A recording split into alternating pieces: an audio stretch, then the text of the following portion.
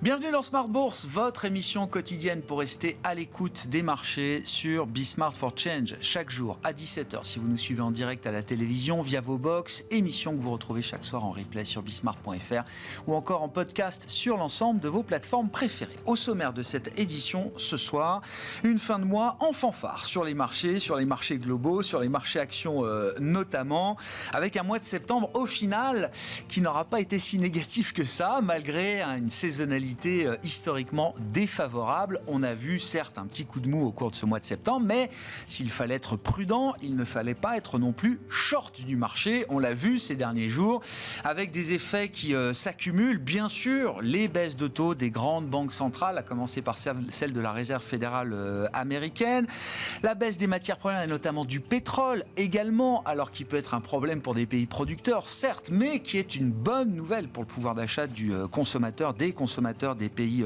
consommateurs de pétrole, qui permet de stabiliser là aussi la situation macroéconomique avec l'idée toujours d'un ralentissement devant nous. Et puis, en package final, les plans de relance annoncés tout au long de la semaine par les autorités chinoises, que ce soit sur le plan monétaire et sur le plan budgétaire. Tout ça donne donc une fin de mois explosive. Nous dresserons le bilan de ce mois écoulé avec nos invités du jour, comme chaque dernier vendredi du mois. C'est l'heure du grand tableau de bord des marchés de Smart Bourse, avec l'analyse des flux, l'analyse des fondamentaux, l'analyse du momentum et l'analyse technique. Toutes ces dimensions se recroisent à l'occasion de ce grand tableau de bord des marchés à suivre dans quelques instants. Et puis dans le dernier quart d'heure de Smart Bourse, là aussi, comme une fois par mois, le dernier vendredi du mois en l'occurrence, nous avons rendez-vous pour un décryptage économique avec Michel Rumi, économiste associé de SPAC. La question qu'on se pose ce soir avec Michel Rumi, elle est simple. Qu'est-ce qu'une banque centrale? Réponse à partir de 17h45.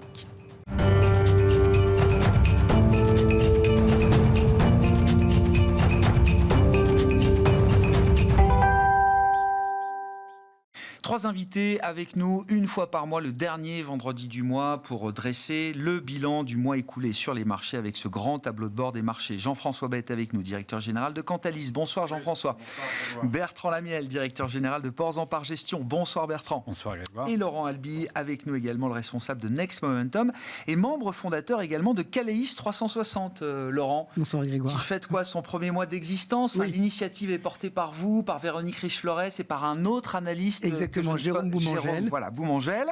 On en a parlé avec Véronique quand elle est venue, mais rappelez-nous un petit peu l'idée et ce qui vous a amené à créer cette initiative et Caleis 360. Alors effectivement, c'est un nouveau projet. Avec trois associés qui ont trois expertises différentes. Véronique Riche-Flores, que tout le monde connaît, qui est économiste, macroéconomiste, et Jérôme Boumangel, qui s'occupe plus de l'aspect fondamental. Alors, et vous sur la partie momentum technique. Et moi sur la partie technique. Alors, vous avez copié ce qu'on fait là, c'est le grand tableau de bord des marchés, quoi. Un petit peu. Alors, c'est un concept qui est assez répandu aux États-Unis, parce qu'aux États-Unis, les analystes techniques parlent aux analystes fondamentaux. Deux mondes qui arrivent à se parler. Ils se parlent très bien. Mais ici, c'est plus compliqué. Il y a un peu des chapelles. Il faut que ces mondes se parlent. Eh bien oui, parce que c'est la même. On parle de la même chose, sauf qu'on aborde les problèmes avec des angles différents. Donc on a décidé de créer ce service de recommandation aux investisseurs professionnels, où lorsque nous avons nos trois points de vue qui concordent, c'est-à-dire que la toile de fond, c'est Véronique, elle nous donne le paysage macro-global, et à partir de là, je regarde les marchés, Jérôme regarde les valorisations, et quand on arrive à converger vers une idée, c'est notre idée du mois. C'est unanimité ou rien. Exactement. Voilà, donc c'est périlleux comme exercice. Oui, mais bon, c'est le job. C'est compliqué, c'est mais c'est ce qui fait toute la valeur ajoutée du service, on pense. Et donc voilà, le mois dernier, on avait fait un numéro spécial défensif, parce qu'on pense qu'il faut devenir défensif. Et ce mois-ci, je ne vais pas vous dire, Grégoire, de quoi il s'agit, parce que sinon, je vais spoiler. Oui, mais vous nous le direz le mois prochain. C'est ça. On va quand même. Non, mais je peux vous le dire quand même. On va faire un numéro en septembre sur le investment grade. Parce qu'on pense qu'il y a, il y a une opportunité, en tout cas il y a une réflexion à avoir sur l'approche obligataire et notamment sur le crédit corporate. Bon, bah oui, l'obligataire qui fait partie des classes d'actifs qui collectent et qui continuent de collecter aujourd'hui. Commençons justement par les flux de marché. Où sont allés les intérêts des investisseurs parmi les grandes classes d'actifs? Jean-François, qu'est-ce qui vous a marqué au terme de ce mois de septembre là? Alors, vous avez commencé à dire ça commence en fanfare. Enfin, on est sur un... Ça se termine. J'ai dit oui, le mois de septembre se termine en fanfare. Oui, contre toute attente. Donc ça continue. Hein, et donc on avait évoqué le mois dernier un réveil des investisseurs cet été sur les flux de collecte. On est toujours sur des mois records. Plus de 50 milliards de collecte sur le mois de septembre. Hein, donc c'est en ligne avec juillet-août. Plus de 180 milliards. Il faut remonter à 3 ans en arrière pour retrouver des flux aussi importants sur une période aussi concentrée. Et donc on voit effectivement que les investisseurs sont au rendez-vous, orientent les flux et leurs capitaux vers l'industrie de la gestion. Donc là, on a le chiffre de collecte net sur le mois au niveau européen. Et donc ça du plus 50 milliards. Il y avait longtemps qu'on n'avait pas vu ce type de flux. Et sur 3 mois consécutifs, ça commence à... Ouais, effectivement. Ça fait sortir... En fait, tout s'est joué cet été. Tout vient de se jouer. Puisque si vous vous souvenez, quand on parlait du tableau de bord ensemble, on disait il n'y a pas grand-chose, 2024, ça reste un peu flat et c'est beaucoup sur le monétaire et les actions sont derrière et les fonds diversifiés sont derrière. Donc en net, on est sur une industrie qui collecte plus. Et là, ça y est, l'industrie collecte, on est à plus 300 milliards depuis le début de l'année. Ça s'est bien évidemment fortement joué puisqu'on est à près de 200 milliards sur les 3 derniers mois. Ouais, c'est ça. Et alors ça reste majoritairement encore sur des produits de taux monétaires et obligataires, mais on voit que les actions montrent le bout de leur nez et que les investisseurs reviennent aussi sur les actions. On verra tout à l'heure dans le détail. Le monétaire qui est la classe d'actifs, qui était jusqu'à présent... Alors, qu'il est encore peut-être la classe d'actifs incontournable, quoi. Ouais, c'est ça. C'est la classe d'actifs incontournable parce que les niveaux de rendement, le couple rendement-risque est imbattable. On est sur, vous voyez, je vous ai mis un peu le petit quiz de rentrée. Bon, on a toutes les réponses en face, mais oui, effectivement. Voilà, réponses, mais la stratégie qui a le plus collecté, c'est ça? Alors, ça, c'est le monétaire. Qui a le plus collecté, monétaire et obligataire. On est à 130 milliards. Donc il y a une bataille sur les taux, mais en tout cas, le monétaire a fortement collecté. On se dit, oui, c'est normal, les rendements sur le monétaire, on voit si vous avez du monétaire très très prudent, jour JJ, rendement risque et volatilité imbattable, évidemment. Oui. Donc sur les serres ou sur les taux, on reste en Europe, même aux États-Unis, sur des niveaux de rendement qui sont imbattables. Et le monétaire dynamique, c'est un peu tilté. On se rapproche un petit peu de l'obligateur et voilà. Mais ça reste imbattable par rapport à un investisseur français qui aurait fait des obligations françaises ou des actions françaises, parce que le CAC 40 était un petit peu dans la pédalé dans la choucroute pendant plusieurs mois. Là, ça vient de se réveiller, mais c'est pas réjouissant. Et donc, l'investisseur, effectivement, considère la classe d'actifs monétaires comme une classe d'actifs sans risque, de refuge, mais de refuge qui délivre du rendement. Donc, c'est pas comme pendant 10 ans où on perdait. Là, on a... C'est une vraie position d'attente intéressante, quoi. Avec en plus un discours de macroéconomique de l'inflation est jugulée, l'inflation va baisser. On est à 1,6 en tendance selon l'INSEE en fin 2024, là, en ce moment, au moment où on vous parle. Et donc, quelque part, vous dites, si j'ai du 3,5% et que l'inflation est à 1,5%, j'ai 2% des taux réels. Oui, très de rendement réel, bien sûr. Voilà, donc je continue à en profiter. Vous voyez les comptes à terme et les fonds monétaires et les livrets A et les fonds euro-boostés. Donc, c'est un flux de collecte là, qui ne s'est pas tari du tout aujourd'hui. Pas tari du tout. Non. Alors, j'ai rappelé dans le graphique que début 2022, on était sur des taux réels à moins 4%, puisqu'on se souvient que l'inflation était vraiment... on était sur de l'hyperinflation à l'époque, et donc forcément compliqué d'aller investir sur des obligations en 2022 en pleine hausse des taux. Là, ça y est, on est encore sur ce momentum de je mets du cash, je mets de l'obli. Au contraire même, je me précipite tant que j'ai encore des taux. Si je fais un compte à terme à 1 an, 2 ans, c'est loqué. C'est verrouillé. Je peux avoir une banque centrale qui m'amène sur des taux beaucoup plus bas. Peut-être que dans 3 mois, ce sera différent. Exactement, mais j'anticipe, les investisseurs anticipent en se disant la Banque centrale m'a donné la visibilité, je sais à peu près où je vais et donc je lock sur ces taux courts. Dans le détail, là, sur les 3 mois, juillet, août, septembre, donc les 3 mois de forte collecte pour les fonds distribués en Europe, quand on regarde le détail, donc on voit toujours une partie effectivement importante de produits monétaires obligataires, mais comme vous le disiez, la part action Oui, on a peut-être un petit quart qui se dirige vers les actions aujourd'hui, c'est ça. Il y a un 40 milliards qui s'est fait sur les 3 mois, un bon 10 milliards par mois qui arrive régulièrement sur des flux, et on voit que la partie rouge du camembert, mois après mois, reste significative. C'est encore un peu plus de 10 milliards sur le mois de septembre. Les investisseurs ont compris un peu dans cet effet de visibilité sur les politiques des banques centrales, en se disant je mets de côté l'inflation, je me concentre sur la croissance et donc j'aurai cette baisse des taux. Du coup, par ricochet, par capillarité, j'investis peut-être monétaire obligataire, et puis obligataire action, et puis action qualité, croissance, et US, voilà. Donc l'effet domino se met en place, on le voit bien. Alors la bonne nouvelle aussi, mais on pourra conclure par ça, c'est que du coup il y a une réserve de cash énorme chez les investisseurs. Les allocations sont fortement noires et rouges et bleues, j'allais dire monétaires et obligataires. À un moment donné, peut-être que ce silo va se déverser sur la partie rouge. Et vous dites la collecte action, elle est assez bien distribuée. Action monde, action US, évidemment, c'est incontournable, mais action Europe aussi. Alors oui, on fait le zoom, on continue à penser, on fait le zoom sur où vont les flux actions. Donc les 10 milliards, on les split entre moitié actions US. Les actions US passent un petit peu devant les actions monde, ce qui n'était pas le cas ces derniers mois. Dans les actions monde, on a toujours 3 milliards, donc ça fait actions US, actions monde, parce que actions monde, c'est quand même beaucoup US à 70%. Oui. Donc ça reste tout ça très US, méga caps. Et l'Europe pointe le bout de son nez aussi. C'est la deuxième bonne nouvelle, j'allais dire, où on voit 2 milliards s'investir sur l'Europe, alors que ça fait plusieurs mois qu'on était un petit peu... Depuis la guerre en Ukraine, on avait une décollecte un peu régulière. L'Europe n'était pas privilégiée par les investisseurs. Là, ça revient depuis 3 mois. C'était le signal faible qu'on avait évoqué ensemble. Mais, petit bémol, ça se fait beaucoup sur les ETF encore. Gros bémol, on revient tous les deux de Patrimonia, Jean-François. Évidemment qu'il y a toujours cette histoire de gestion passive versus gestion active. Qui en profite, Quand Amundi sort un ETF MSCI World à 3 points de base, ça fait mal et c'est très compliqué pour des gérants actifs de lutter.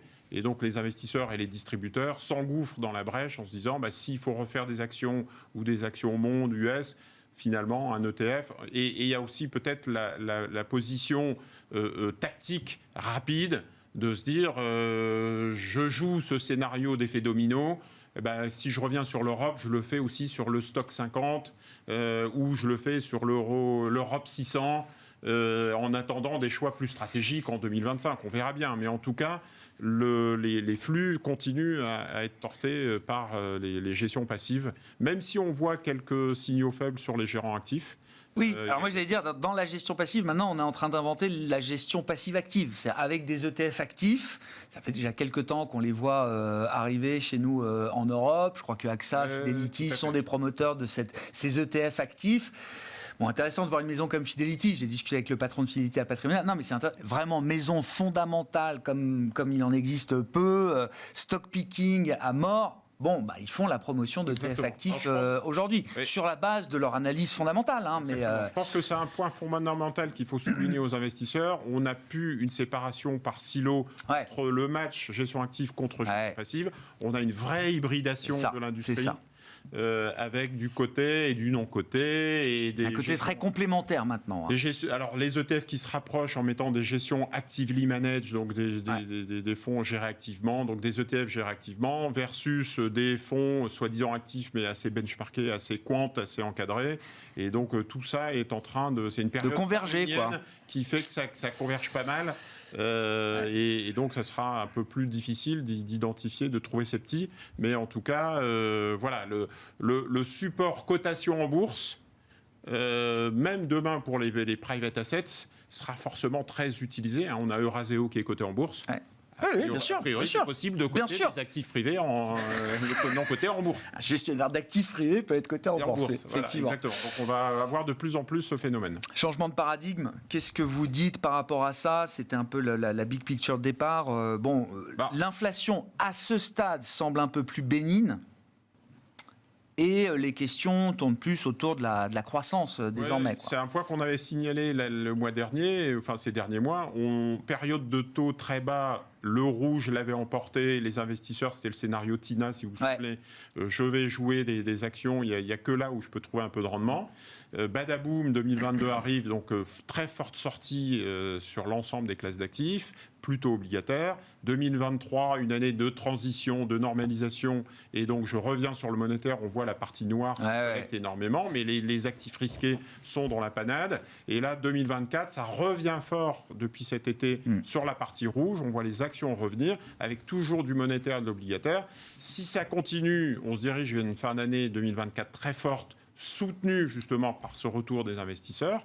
Il n'y a pas de raison que croissance et inflation je comprends, des signaux contraires, et donc ça va continuer à revenir, avec aussi un stock de monétaire en magasin, dans les allocations, qui va se diffuser. Donc ça va continuer, je pense, à cet effet domino à se diffuser sur l'ensemble des classes d'actifs. Et donc on a une année à plus 300 milliards, donc qui finalement se termine plutôt bien. Oui, bien sûr. Bertrand, vous venez avec votre météo des marchés chaque mois, celle réalisée par vous et les équipes de Ports en Part. Qu'est-ce que vous retenez de la météo, effectivement, là, du mois de septembre ? Dans les nouvelles, il y a les MID européennes, gentiment, tranquillement, à bas bruit, qui sont en train de revenir. Donc, dans l'encadré complètement à droite, il y a un rappel historique long. Effectivement. Voilà, sur 15 ans, 20 ans, c'est ça, une surperformance des mid-cap, parce que des sociétés qui sont capables de faire plus de croissance que les grandes capitalisations, et donc au bout d'un moment, c'est reconnu dans la valorisation. Et donc après, je zoome sur le carré, là, ce qui s'est passé sur 2022. Donc là, on a une performance comparée entre les mid-cap européennes et les l'intégralité du marché. Oui, c'est ça. Et donc, on s'aperçoit que cette fois-ci, alors c'était sur le graphe d'avant, s'il vous plaît, voilà, on a eu des tentatives de retour, le 1, le 2, le 3, qui ont tout avorté. Cette fois-ci, à minima, c'est plus long, on commence à voir des plus hauts, des plus bas plus hauts, enfin, quelque chose qui a l'air d'être plus construit, et donc qui milite pour peut-être enfin le retour de cette classe d'actifs. Donc là, on a eu dans l'été quand même, parce que sur les 3 mois donc, qui nous ramènent au début de l'été, les indices n'ont quasiment rien fait. Il s'est quand même passé beaucoup de choses. Confirme, oui. Il s'est passé beaucoup de choses. Et il y a le grand écart, si vous prenez même sur les grandes capitalisations, les bons élèves sont à plus 15, plus 20 sur 3 mois, les mauvais sont à moins 30. Donc ça va très vite de gagner ou de perdre 4 ou 5 points sur ces 3 mois. Et donc, dans les gagnants qui sont en train d'arriver, alors pas toutes, mais on commence à voir les mid-cap européennes, c'est les beaux bébés. On est entre 5 et 20 milliards, donc c'est pas la mid française qui est plutôt entre 1 et 10. Mais bon, voilà, c'est en train de diffuser, et ça rejoint probablement les flux sur de la gestion active, parce que si on refait le match CAC et Q pondéré versus CAC, S&P pondéré versus S&P, pour l'instant, ça reste à l'avantage des grosses pondérations dans les indices. Oui. Donc, on n'a pas encore ce retournement et on est toujours dans cette période anormale, au sens statistique du terme, parce que c'est l'inverse d'habitude qui se passe, qui dure depuis un moment. Mais voilà, nous, il nous semble que là, il faut commencer à regarder parce qu'il y a des belles histoires qui sont en train de se passer. Et mid parce que c'est pas encore la même histoire pour les small ? Non. D'accord. Non, pour les small, c'est... mais je pense que voilà, les investisseurs commencent à les regarder. Parce que quand on regarde les performances, notamment dans l'indice CAC 40, on s'aperçoit que celles qui performent bien, c'est les petits, c'est les petites pondérations dans le CAC 40. Ouais. Et donc, je pense qu'après, par capillarité, ils vont regarder dans les grosses mid et que probablement, si ce mouvement continue, cet appétit pour le risque, les liquidités qui arrivent, on va s'apercevoir qu'il y a de la valeur du côté des mid et du côté des small. Mais ça se fait dans l'ordre. C'est normal que ça se fasse dans l'ordre. Ça se fait dans l'ordre. Et surtout, c'est pas. Enfin, je tiens évidemment, ça m'intéresse ça parce que vous savez que voilà, on gère des OPCVM, des small cap chez Ports en Part. C'est votre expertise historique chez Ports en Part. C'est reconnu par des investisseurs sur le marché. Ouais. C'est-à-dire que là, on a encore eu cette semaine une OPA sur Esker avec une prime de 30% sur les 3 derniers mois, et que globalement, c'est là, je les compte plus. Donc, il n'y a pas d'intro en bourse. Par contre, il y a beaucoup d'opérations financières ou des industriels avec des fonds de... Là, c'est le management en plus chez Esker, je crois. Donc, c'est les gens qui connaissent la boîte, pour le coup. Et se disent, OK, même en mettant une prime de 30%, je sais que je gagnerai encore de l'argent. Et donc, en fait, le truc, il est là, c'est qu'à un moment donné, quand on va s'apercevoir qu'effectivement, il y a véritablement plus de croissance et des niveaux de valorisation moins chers, il y aura un rush. Donc voilà, il faut faire attention, ne pas rester trop écarté de cette classe d'actifs parce qu'aujourd'hui, dans les allocations, c'est quasiment zéro. Ouais. Laurent, tu voulais dire un mot ? Oui, juste un tout petit mot, parce que bon, je suis analyste technique. Oui. Donc, moi, quand je vois tu vois comme ça, je peux pas m'empêcher. T'as envie de regarder ? Non, je voudrais juste aller dans le sens, une seconde, de ce que disait Bertrand, parce qu'on voit à l'écran donc une tendance baissière.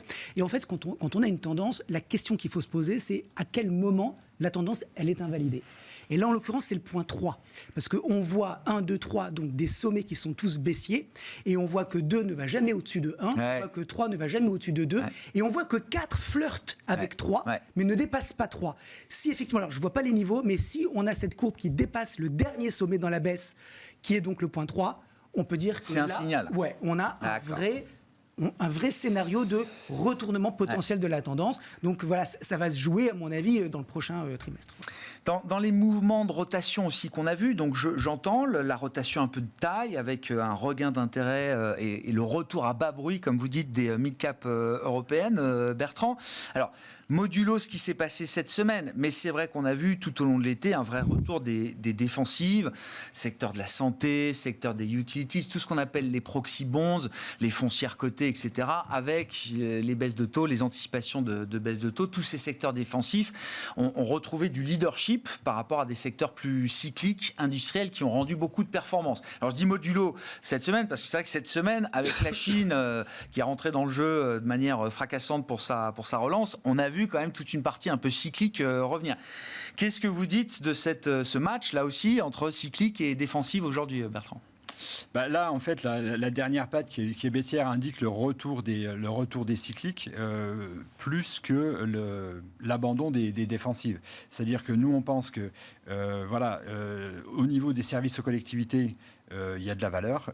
Au niveau des donc services aux collectivités immobiliers, pareil, là, il y a de la place. Donc ça, c'est des secteurs qui sont traditionnellement très endettés parce que très capitalistiques. Donc forcément, le fait que les taux baissent les avantages sur les nouvelles levées de fonds, sur les projets qui sont rentables plus facilement, plus rapidement. Il y a des décotes sur l'actif net réel dans l'immobilier. Donc pour ceux qui gèrent leur portefeuille immobilier, comme le font des sociétés comme Vonovia, il y a des choses intéressantes. Donc là, pour nous, il y a des choses à faire de ce côté-là. On voit que la tech, ça a été mis à mal. Donc là, il y a une véritable fracture dans la tech. Donc Nvidia, ça reste relativement bien, c'est en pause, mais voilà. Mais c'est des dossiers qui sont moins visibles que les 7 magnifiques. Donc on va retrouver dans l'écosystème de l'IA, on va retrouver des sociétés comme Broadcom, comme Arista aux États-Unis, qui sont en fait, si vous achetez des puces chez Nvidia, vous avez besoin des services des autres. Donc tout ça, ça reste plutôt bien orienté. Mais c'est vrai qu'en ce moment, c'est plus compliqué pour une Alphabet, par exemple. Apple, c'est pas très net. Donc il y a toujours des investissements réalisés dans la tech, mais ils sont moins faciles, entre guillemets. Il faut, pour le coup, aller défricher la cote. Dans la santé, il y a un match, il y a une rotation intra-sectorielle. Novo Nordisk n'est plus celle qu'on a connue. Alors, star de la croissance dans la santé. C'est vrai que quand on joue Novo dans la santé, c'est un peu particulier parce que c'est vraiment de la croissance très forte, quoi. Mais là, elle commence à être mise à mal, c'est-à-dire qu'il y a des questions qui commencent à arriver du côté des analystes. Donc du coup, les révisions à la hausse, c'est en train de stagner. Il y a JP Morgan, par exemple, pense qu'ils vont être 5% sous le consensus lors de la prochaine publication. D'accord. Donc là, à chaque fois, c'est la même chose. Des sociétés qui ont habitué les investisseurs à croître à 20%, le jour où elles font 15%, c'est la sanction. C'est ce qui s'est passé sur LVMH. Donc, et là, c'est en train de se jouer. Attention, donc heureusement, il y a d'autres dossiers qui arrivent et qui, eux, sont pleines balles, type UCB, le Belge, qui a un pipe de médicaments qui est plein comme jamais il n'a été. Changement de management, réorganisation, tout ça, c'est en train de porter ses fruits, ça marche bien. On a des sociétés comme Alcabello, donc une danoise, qui est sur toutes les allergies, qu'elles soient respiratoires ou alimentaires, pareil, qui revient, raconte une nouvelle histoire, donc retrouve enfin les 7-10% de croissance auxquels elle nous avait habitués. Donc il y a des choses qui sont en train de se jouer, mais longtemps il n'y avait que Novo Nordisk, parce que le reste n'allait pas. Ouais. Là pour le coup, c'est le reste qui remonte. Et voilà, ça rebalance, et donc voilà ce que je disais, il faut faire attention, parce que le mois de septembre, on va probablement être victime du biais de récence, c'est-à-dire que Novo Nordisk, je crois qu'on a acheté ça il y a 3 ans, on a fait fois. Ouais, c'est ça. Ça fait 2-3 ans que c'est la fusée. Ça a toujours été très beau. Les petits points d'ombre étaient très vite dissipés. Et donc le risque, c'est d'être amoureux de sa valeur et de ne pas voir qu'elle est en train de se dégrader et que d'autres sont en train de se faire une place au soleil à sa place.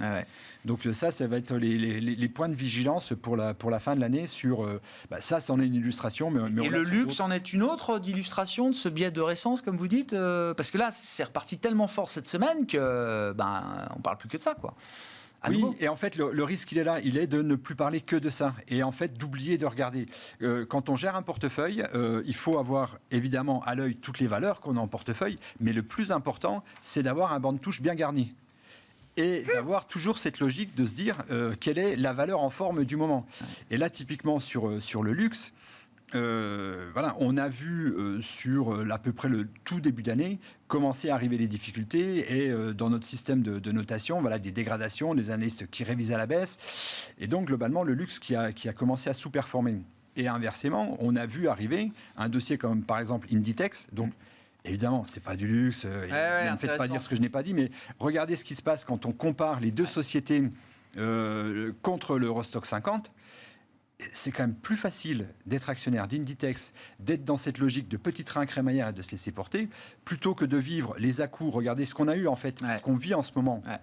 Ça ressemble étrangement à ce qu'on a vécu en début d'année, où on a eu un retour de luxe, mais qui n'était finalement qu'un feu de paille et qui n'a pas... Alors peut-être cette fois-ci, c'est la vraie remontada, mais en tous les cas, c'est beaucoup trop tôt pour le dire. Ça ressemble plutôt à quelque chose, parce que la remontée qu'on a là, elle est spectaculaire, mais les analystes n'ont pas revu à la hausse. Non, fondamentalement, rien n'a changé. Rien n'a changé fondamentalement. C'est donc simplement le sentiment. Le sentiment sur la Chine a changé, et donc le sentiment sur luxe a changé. Mais sur les fondamentaux... Et donc, vis-à-vis de ça, nous, on est extrêmement précautionneux. D'accord. Donc, on va plutôt continuer à regarder. Donc, notre recherche, elle va sur des dossiers type Inditex, qui continuent à bien se comporter. Le petit train crémaillère, c'est ça, le train crémaillère, quoi. Tranquille sur la tendance, quoi. Et donc, quand vous avez ça, entre guillemets, vous êtes zen et vous évitez de faire des bêtises dans votre portefeuille. Je préfère avoir des produits LVMH, mais je préfère avoir l'action Inditex. Ah, d'accord.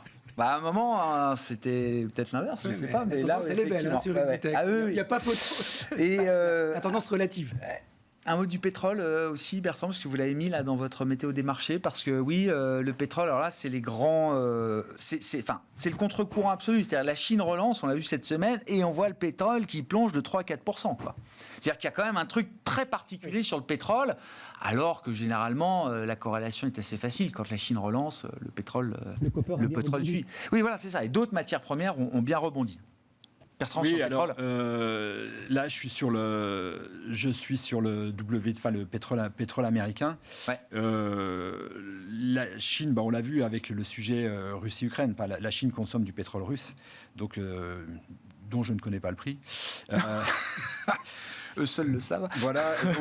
Donc il y a moins, mais effectivement, là, on voit que ça continue. Donc la logique veut que le pendant d'une société qui s'électrifie, c'est que on va consommer moins de pétrole sur du long terme. Après, sur du court terme, il peut se passer plein de choses, mais là, force est de constater que sur le pétrole, c'est compliqué et ça entraîne.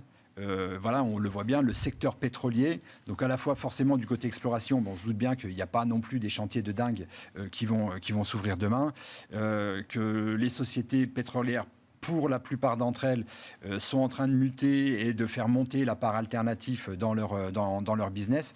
Donc nous pour l'instant, le secteur pétrolier, on est à l'écart, il n'y a pas besoin d'en avoir. Et que... Des économistes qui m'expliquaient qu'effectivement, ils voient dans la partie demande un effet quand même électrification qui est de plus en plus visible au niveau macro, j'entends, et des économistes qui ne cessent sur ces justification de réviser à la baisse leurs objectifs sur les cours du pétrole, parce qu'effectivement, le poids de l'électrification dans la mobilité notamment commence à prendre une place suffisamment importante pour que l'équilibre de la demande pétrolière commence à être un peu affecté par ça. Surtout en provenance de la Chine. La Chine a oui, bien sûr. Ah bah complètement, bien sûr. Le lien et la corrélation avec le pétrole est moins évident. Sans compter le sujet de l'offre avec l'OPEP et l'Arabie Saoudite qui est prête à lâcher son. Et donc il vaut mieux se mettre si on est dans une logique énergie, il vaut mieux aller du côté électrification. Alors tous les dossiers électriques, entre guillemets, ne fonctionnent pas. Je pense à Alphen en particulier. Mais par contre, des dossiers comme Schneider, des dossiers comme Eaton, qui est un espèce de concurrent américain, ou des dossiers comme Prysmian, Nexans et SKT dans le cuivre, là, pour le coup, ça fonctionne très bien. D'ailleurs, il y a une valeur américaine, alors qui s'appelle Vistra aujourd'hui, et qui est au sein du S&P 500, donc pas une petite valeur, je crois que ça capitalise 30 milliards, quelque chose comme ça, donc c'est 100 fois moins que Nvidia.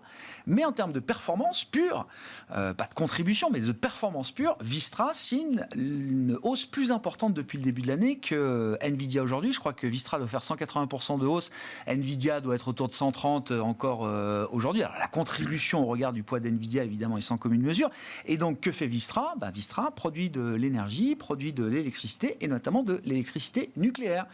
Et le thème du moment autour de l'IA, c'est que les data centers ont besoin d'énergie, et donc ces boîtes-là sont en train de se mettre d'accord pour fournir de l'énergie la plus propre possible, évidemment, à ces data centers. On a vu l'accord entre Constellation Energy aussi et Microsoft pour fournir de l'énergie nucléaire. Constellation Energy, pareil, fait partie des fusées du moment là au sein du S&P 500. Et dans les utilities, ça me fait penser que typiquement, ce qu'est en train de faire Iberdrola en Espagne avec la logique de travailler sur les réseaux, c'est la seule utilities qui nous parle des investissements qu'elle fait dans les réseaux. Ah bah oui, c'est parce important. que l'Espagne, c'est le point d'entrée des réseaux câblés sous-marins bien sûr, qui traversent l'Atlantique, transatlantique. Les data centers sont en train de s'installer là. Il y a une électricité qui est produite, et donc donc il y a une équation qui est en train de se mettre en place. Donc j'ai tendance, moi, à toujours regarder la croissance. Donc forcément, quand on me dit il faut faire de l'immobilier ou des utilities, j'ai un peu du mal. Par contre, du coup, on va chercher des histoires qui peuvent permettre de rester un moment sur le sujet, plutôt que juste refaire un jump de valo et un rattrapage, quoi. Bon, que nous dit l'analyse technique, Laurent, au milieu de tout ça, quand on regarde des grands indices boursiers ? Alors, comme c'est le grand tableau de bord des marchés, j'avais envie de revenir un petit peu à la source de l'analyse technique avec la théorie de Dow.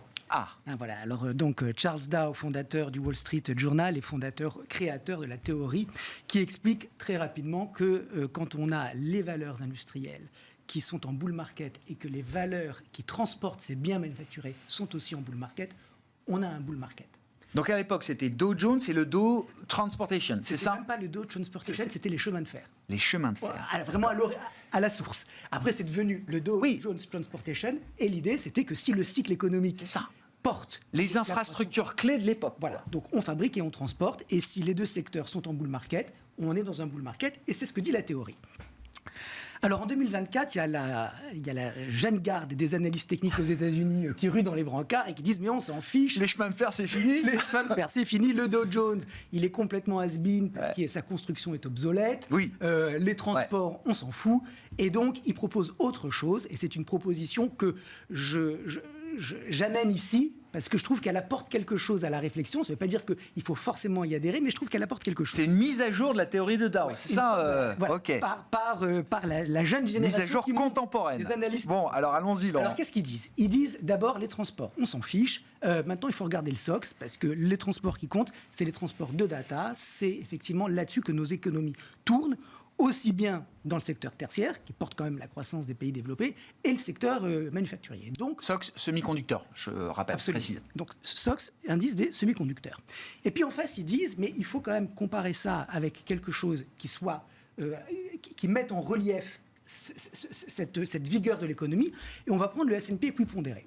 Alors, le S&P équipondéré, ce qui est intéressant chez lui, c'est que quand on regarde une entreprise comme Nvidia, qui fait partie du S&P et qui représente 6% du S&P, dans le S&P équipondéré, Nvidia représente 0,02%. Comme toutes les autres. Un 500e.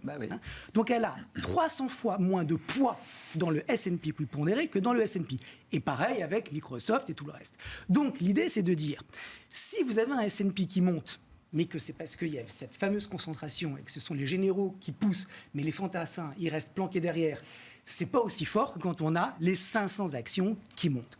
Et donc, on a à gauche un chart qui est quand même extrêmement bullish. Ouais. Je m'excuse vis-à-vis de tous les baissiers qui nous regardent et qui pensent que les marchés vont se retourner, mais quand on a un S&P équipondéré qui fait un nouveau sommet absolu, il y a un moment, il faut arrêter de chercher midi à 14h, c'est boule. Okay, le problème, et c'est ce qu'apporte la théorie de Dow avec le SOX, c'est que le SOX, lui, il est très loin de son sommet absolu. Il est à 11%. Quand on connaît le poids de Nvidia dans le SOX et quand on connaît le poids du SOX dans le S&P, 11% à la hausse, ça fait de l'argent. Il faut les faire. Ouais, c'est ça. Ouais. Et il est loin de l'avoir fait. Donc, on est, d'après la théorie, la nouvelle théorie de Dow, enfin la version alternative du 21e siècle, on est dans une zone grise en fait. D'accord. Parce qu'on a le S&P équipondéré qui est très fort, mais on n'a pas le SOX qui confirme. Et la théorie dirait que quand le SOX fera, s'il le fait un jour, un nouveau sommet, alors là, c'est boule. Mais ça veut dire qu'à ce stade, dans cette zone grise, il faut réfléchir en scénario. Il y en a 4, exactement. Donc, premier scénario, le S&P équipondéré continue son bull market et le SOX dépasse son précédent sommet absolu. Alors là, boule. On a un boulevard. J'aime jamais dire on a un boulevard parce que c'est quand on commence à dire qu'on a un boulevard que les choses se corsent. Mais bon, force est de constater que si on a les deux indices qui font des nouveaux plus hauts, ça veut dire qu'on est clairement dans un bull market et que le cycle haussier dans lequel nous sommes, il faut quand même le rappeler, il ne démarre pas, et ben il continue. Oui. Et donc ça veut dire que le cycle... Oui, parce que moi j'entends souvent, est-ce que c'est le début d'un... Enfin, non. Pour moi, le marché, il monte depuis... Alors, je ne sais pas, je me réfère à vous sur la partie technique, mais depuis le point bas d'octobre 2022... Enfin, on est quand même dans un marché haussier, alors qui a connu des fluctuations, certes, mais quand même, quoi. Le vrai point bas, pour moi, il est en octobre 2022, quoi. Alors, ce qui est intéressant, c'est que le S&P équipondéré, il ne monte pas jusqu'en octobre 2023. D'accord, oui. Alors, donc, ok, oui, j'entends. On peut discuter. Oui, mais ok. Mais enfin, depuis 2023. Voilà, exactement. On est dans un bull market. Bon, alors, premier scénario. Donc, si on a effectivement les planètes s'alignent, le SOX refait un sommet absolu et le S&P équipondéré continue sur ça. Comment on joue ça? Boule. Ouais, et comment on joue ça? Eh ben, alors, ça veut dire que concrètement, on est dans un marché où dans un contexte qui est favorable, donc on remet à payer des semi-conducteurs. Voilà, d'accord. Tout va bien. Là où il y a effectivement une réflexion à avoir, c'est si le S&P équipondéré fait un nouveau sommet ou continue de faire des nouveaux sommets et le SOX n'y arrive pas. Ouais. Là, ça veut dire qu'il faut plutôt continuer de jouer la rotation sectorielle qui a commencé. D'accord. L'élargissement du marché. Exactement. C'est-à-dire que le relais se fait par les autres secteurs. D'accord. Troisième scénario, le S&P équipondéré se retourne et le SOX ne retourne jamais sur son sommet, tous aux abris. Bon. C'est-à-dire que là, c'est la fin du bull market, quoi. C'est pas bon. En tout cas, c'est pas bon. Le dernier scénario, ça serait de voir le SOX qui monte et le S&P équipondéré qui ne monte plus. D'accord. Ça veut dire... On se reconcentre. On repart sur la concentration, cette magnifique, etc. D'accord. J'y crois pas. Moi, je crois que on l'a fait, ça. C'est passé. On ne va pas refaire à chaque fois la même histoire. Le SOX, il est ultra cyclique et en plus, il a été porté par le buzz sur l'intelligence artificielle. Je pense qu'on a bien vu avec les résultats de Nvidia qu'on paye moins facilement aujourd'hui sur les niveaux Nvidia. Donc, il y a toujours une histoire sur l'intelligence artificielle. Mais on est dans un marché qui commence à maturer sur l'histoire. Et donc, ce qui va vraiment porter le SOX, c'est le cycle. Et donc, si on a un SOX qui part à la hausse et le S&P équipondéré qui ne le fait pas, ça veut dire qu'on retourne en arrière. Et pour moi, ça, c'est vraiment un scénario qui n'a plus... C'est pas le plus probable. Vous êtes venu avec Taïwan aussi, Laurent. Je suis venu avec Taïwan. Que vient faire Taïwan dans l'histoire là? Et votre question, elle est excellente parce que je trouve qu'on ne parle pas assez de l'Asie. Je trouve que depuis cette semaine, on en parle un peu plus. On parle de la Chine. Oui, de la Chine. Et on a parlé du Japon en août. Oui, c'est toujours l'éléphant chinois qui masque aussi le reste du magasin. On ne parle jamais de l'Inde. Ouais. On a beaucoup parlé quand même. Bon, mais enfin bon. Hot market, marché chaud, mais oui. On parle rarement de Taïwan. Pourtant, regardez, c'est un bull market qui est très fort. On est sur des records absolus. On a aussi Singapour. On ne parle jamais de Singapour. Singapour, c'est beaucoup de financières, c'est value. Donc ça aussi, ça c'est intéressant. Taïwan, c'est plus tech et SOX et semi-conducteurs. Exactement. D'accord. Mais si on joue Taïwan, c'est une idée que je trouve qui est intéressante parce qu'on joue une région, l'Asie, qui est quand même assez dynamique. On joue un indice qui est fort et on joue aussi donc, les semi-conducteurs. Donc je dis que si on pense que les semi-conducteurs vont repartir et qu'on a un gros flemmard, on achète Nvidia. Si on va un peu plus loin, on achète un ETF SOX ou un futur SOX. Et si on a envie d'apporter encore un peu de diversité, Taïwan, c'est un marché qui est fort, qui, comme le SOX, est en train de franchir une petite résistance et qui va peut-être retourner sur son all-time high. Et je trouvais que si effectivement on repart sur un cycle qui se prolonge, eh bien l'Asie et notamment Taïwan, qui est plus fort que Séoul, le KOSPI, est une idée intéressante. Dans le scénario où les semi-conducteurs repartent pas, comme vous dites, Laurent, une idée, ce serait le Russell. Alors, c'est pas le Russell 2000, c'est ça, c'est le Russell 1000 Value. Oui. Alors, donc on joue la mid-cap américaine des côtés, value. Exactement. Pourquoi ? Parce que ça veut dire que, comme je le disais, on a un risque, en tout cas des anticipations d'essoufflement de la croissance, et donc on va rechercher du rendement ailleurs que dans les valeurs de croissance, mais dans les titres value. Et regardez ce Russell 1000 Value, c'est donc un indice qui représente les 1000 entreprises les plus fortement capitalisées, mais qui appartiennent à la value. Enfin, c'est très beau. Ouais. C'est un bull market qui n'a... il n'y a aucun signe particulier de ralentissement.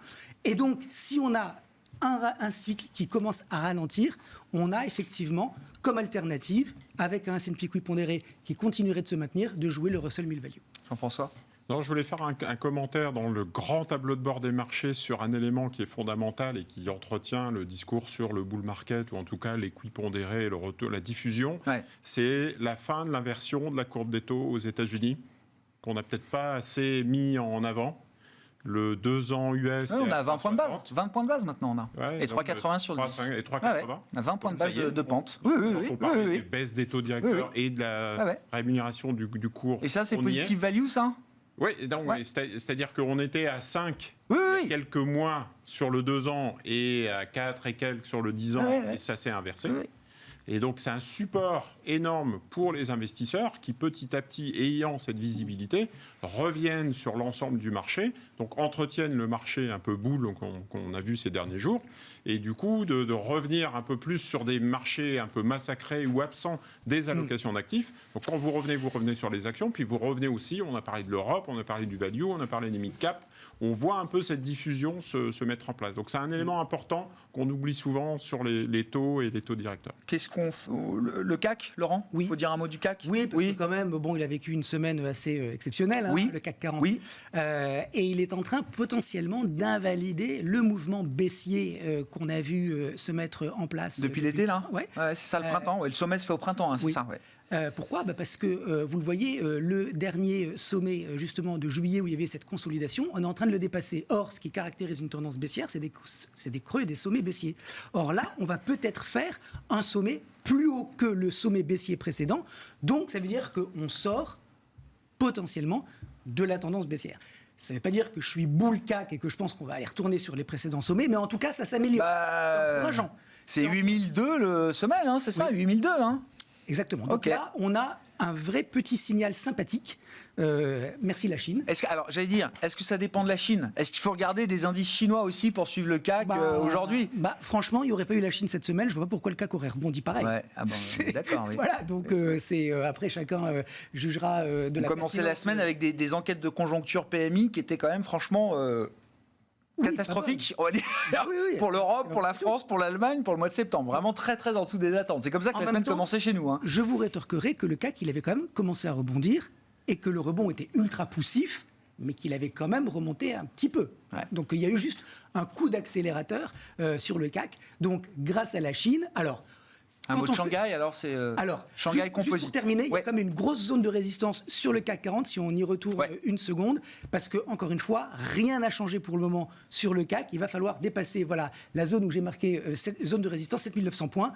Tant qu'on est en dessous, c'est un contexte qui s'améliore, mais ce n'est pas du tout un contexte qui se retourne. Donc, il va falloir que les investisseurs, après ce premier train d'achat, la semaine prochaine, Parce qu'il nous valide c'est l'idée ça. ou pas. Exactement. Oui, je comprends. Ça continue, parce que sinon, Oui. ça veut dire que c'était vraiment purement technique et que derrière, quand c'est fini, il n'y a plus rien. Ça fait pchit. Un mot du Shanghai Composite, alors qu'a vécu sa plus grande semaine, enfin tous les indices chinois, leur plus grande semaine depuis 2008 quand même. Bon. Moi, j'avais envie de montrer le Shanghai parce que cette bougie hebdomadaire sur le Shanghai, elle fait sourire. Ah bah non, bah oui, c'est Donc, spectaculaire là. C'est vraiment spectaculaire. Elle doit faire environ 15%. Oui, c'est ça, oui, Voilà. je crois, ouais. Bon, en même temps, techniquement, rien n'a été dépassé. Et d'ailleurs, c'est intéressant parce que si vous regardez cette structure en bas à droite de l'écran, c'est la structure du LVMH, de Hermès. Voilà, on est dans la même histoire. Hein. Ah ouais. LVMH, je crois qu'aujourd'hui, a marginalement déclenché son double creux. Mais c'est vraiment à la marge, il faudra voir. Hermès est un petit peu plus forte. De toute façon, Hermès, c'est les Oui, meilleurs. c'est autre chose. C'est autre chose. L'Oréal, qui est dans le luxe, même si c'est pas vraiment du luxe, elle est quand même forte. Elle a déclenché son double creux. Donc voilà, il y a des doubles creux déclenchés. Alors quand on est analyste technique, on se dit un deuxième creux qui n'est pas plus bas que le précédent et un sommet qui est dépassé, ça commence à sentir bon. Ouais. Mais voilà, c'est purement technique. Il va falloir encore une fois que la Chine continue de confirmer. Un mot de conclusion rapidement, messieurs. Bertrand, là, sur l'enjeu du mois d'octobre pour les marchés.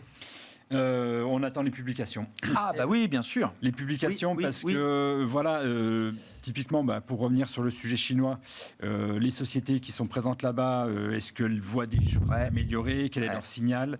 Voilà, donc il y a ça. Sur certaines, on a quand même pas mal de questions et potentiellement, vu les indices macroéconomiques qu'on a eu en Europe, on voit bien qu'il peut y avoir des difficultés et que certaines vont peut-être pas atteindre les objectifs qu'elles s'étaient fixés. Donc oui, il y a pas mal de tensions là-dessus. Donc ça va être à monitorer de près. Et puis, élection américaine. On est dans le dernier mois, là. Donc, Oui, ah bah bien sûr, oui. Oui, non mais effectivement. Ça va animer un peu aussi. On verra. Est-ce que ce sera un game changer ou pas pour les Ça peut marchés figer aussi les choses. Hein, parce que oui. les investisseurs, c'est tellement serré en ce moment qu'ils Ouais. peuvent se dire on attend. Ah, il y a de match voir, là. c'est ça. Ouais. Merci beaucoup, messieurs. Merci Merci. d'avoir été avec nous comme chaque mois, chaque dernier vendredi du mois, le grand tableau de bord des marchés de Smart Bourse avec Laurent Albi, responsable de Next Momentum, membre de Caleis 360, Bertrand Lamiel, directeur général de Ports en Par Gestion et Jean-François Bay, directeur général de Cantalis.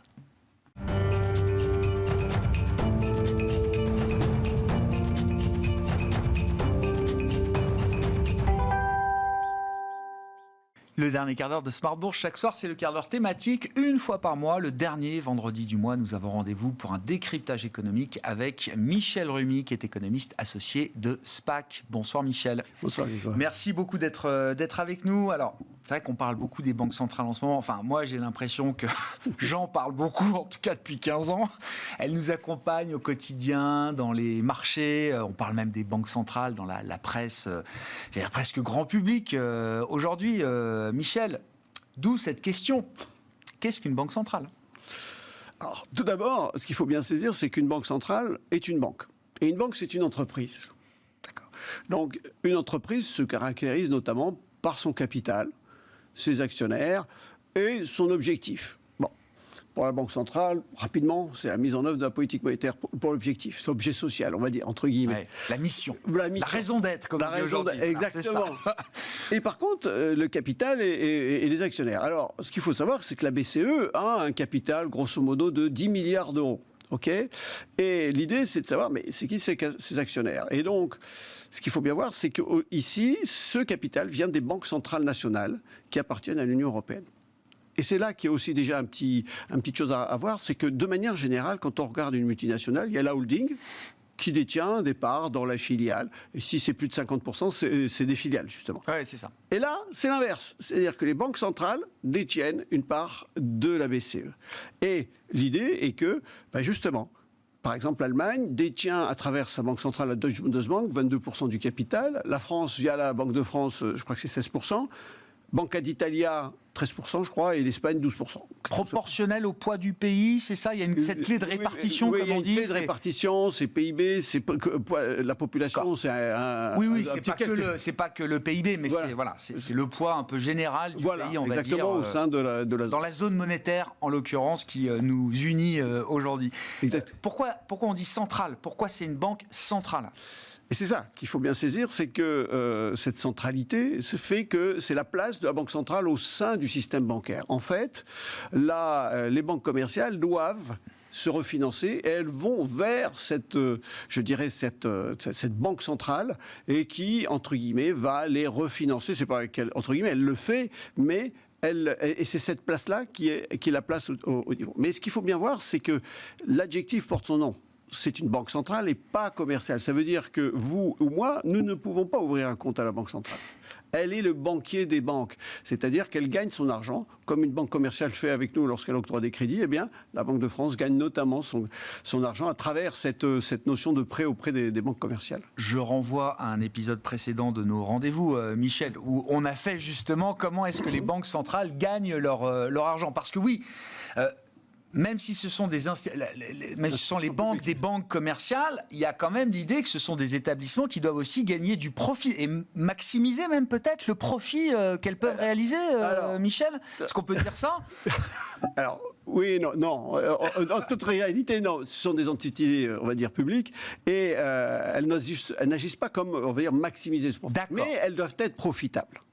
Elles doivent être profitables pour plusieurs raisons, notamment, donc première des choses, pourquoi faire du profit? Parce qu'il y a cette notion d'indépendance des banques centrales. Indépendance dans sa mission de prise de décision de la politique monétaire, mais aussi une indépendance financière. Financière, c'est-à-dire qu'elle doit se débrouiller pour gagner son argent et en même temps son propre budget de fonctionnement. On ne peut pas être indépendant en demandant à son père de nous financer, donc d'une certaine manière. Donc, et qu'est-ce qu'il fait? Elle doit gagner son argent. Et l'idée, c'est quoi? Première des choses, satisfaire ses actionnaires comme toute entreprise. Et donc ici, ce sont les banques centrales nationales, dont l'unique actionnaire, c'est l'État. Par exemple, elles doivent rémunérer la Banque de France, et c'est l'État français qui a une part substantielle du bénéfice de la Banque de France. Et donc, par exemple, ici, supposons que l'ensemble des opérations de politique monétaire des banques centrales nationales rapportent 100 en total, les 20 banques. Eh bien, ceci est remonté à la BCE, qui prend une quote-part, généralement c'est 8% pour son fonctionnement, donc il ne reste plus que 92, et on va dire, la clé de répartition... 22% à l'Allemagne, 16% à la France, 12% à l'Italie, 10% à l'Espagne, etc. Et ça, après, ça rentre dans le compte de résultat de la Banque de France, et ça descend comme ceci. Donc ça, c'est la première des choses. Et puis deuxième chose, elle doit faire aussi, comme toute entreprise, faire des investissements. D'abord pour améliorer son service public en termes de stabilité des prix, et puis en même temps, elle va tout faire pour améliorer son action, son efficacité, en fait que son action soit la plus efficace possible. Et donc, c'est là aussi que ça joue là-dessus. Une fois qu'on a dit ça, reposons la question. Qu'est-ce qu'une banque centrale? Quelles sont les missions justement et qu'est-ce qui caractérise une banque centrale?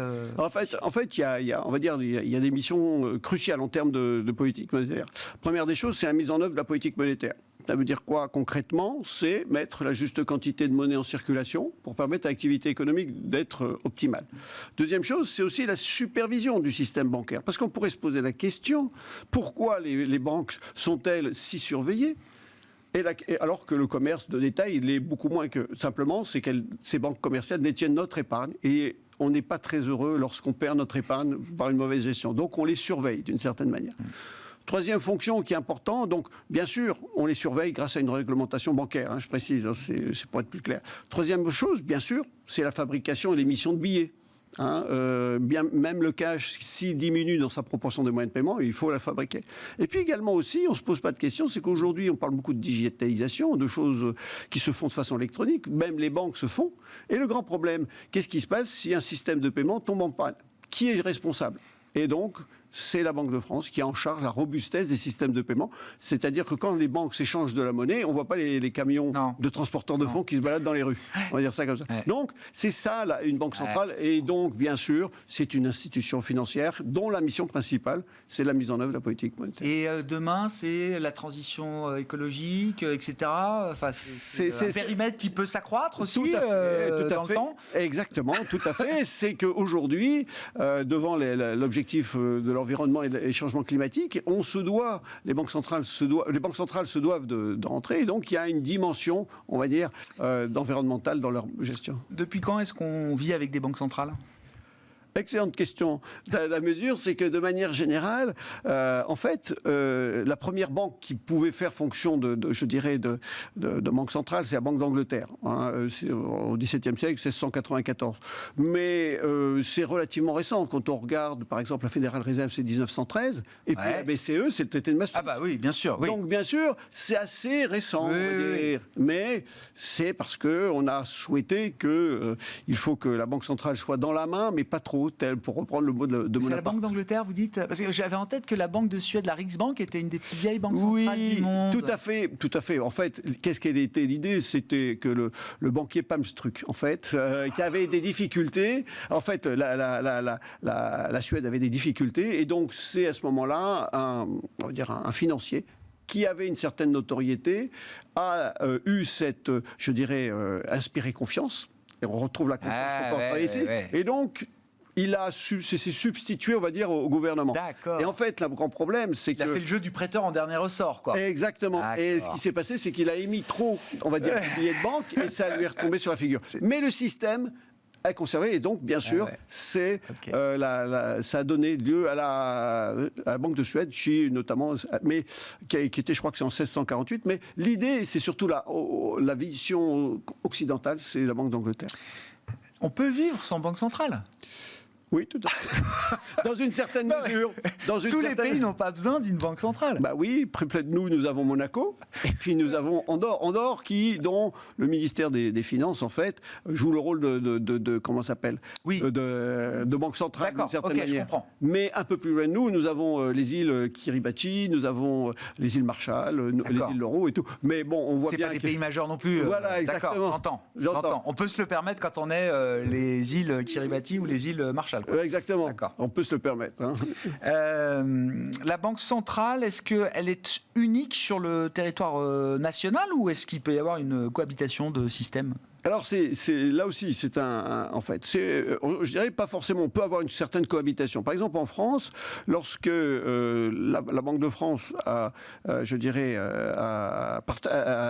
19e siècle, lorsqu'elle a été créée en 1800, puis elle n'avait pas tout à fait le monopole de l'émission. Et elle a partagé ce monopole jusqu'en, on va dire, 1850. Mais aujourd'hui, on n'a qu'à voir aux États-Unis, il y a 12 banques fédérales régionales qui se permettent d'émettre des billets. Et donc, c'est cette notion, ce qu'il faut bien saisir, c'est que le système de réserve fédérale, le fédéral, et non pas, on va dire, on parle improprement, c'est la Banque centrale, mais en réserve, rigoureusement, c'est fédéral.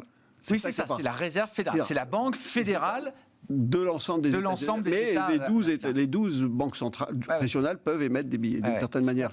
Et c'est ça qui est important de saisir. Bon, on a beaucoup parlé de la lutte contre l'inflation pour la Banque centrale européenne. Quand on connaît les textes comme vous, est-ce que vraiment le mandat est aussi obsessionnel et unique autour de l'inflation? Alors, je dis bien le mandat principal. Un adjectif est un mot de la BCE, c'est la stabilité des prix, entendue comme une inflation comprise entre 0 et 2% à moyen terme. C'est tel que c'est. Mais on s'aperçoit que, par exemple, la Fédérale Réserve a plusieurs objectifs. C'est la soutien à la croissance économique, à l'emploi, etc. Mais la BCE n'a pas de double mandat au sens de la Fédérale Réserve. Néanmoins, le traité de Maastricht stipule que, sous réserve du respect de l'objectif principal, la BCE peut mener différents objectifs, notamment une politique de l'emploi, une protection de l'environnement, etc., par exemple. Oui, donc il n'y a pas de... Comment dire, il n'y a pas d'antinomie. Si la stabilité des prix est garantie, la Banque centrale européenne peut participer à d'autres missions également. Tout à fait. Le seul problème qui peut se poser, c'est sa crédibilité à créer dans ce nouveau métier. Un mot pour finir, justement, en lien avec l'inflation. On parle de taux directeur. Parfois, il y a plusieurs taux directeurs. Il y a taux directeur effectif, etc. Qu'est-ce qui caractérise? C'est quoi le taux directeur de la Banque centrale? Le taux directeur, concrètement, c'est le taux d'intérêt que la Banque centrale va appliquer aux banques commerciales. Et donc, par exemple, celui de la BCE, qu'on appelle le taux refi, c'est le taux des opérations principales de refinancement. Donc, c'est à ce niveau-là. Et donc, selon, on va dire, la conjoncture et selon les études qu'elle fait, la Banque centrale va ou monter ou baisser les taux. Et en quoi est-il directeur? Parce qu'il va diriger, il va orienter les taux d'intérêt du marché, qui fait que, en fonction des taux d'intérêt, s'ils s'élèvent ou se baissent, il sera plus ou moins facile de s'endetter. Un mot rapide pour finir, la notion de prêteur en dernier ressort.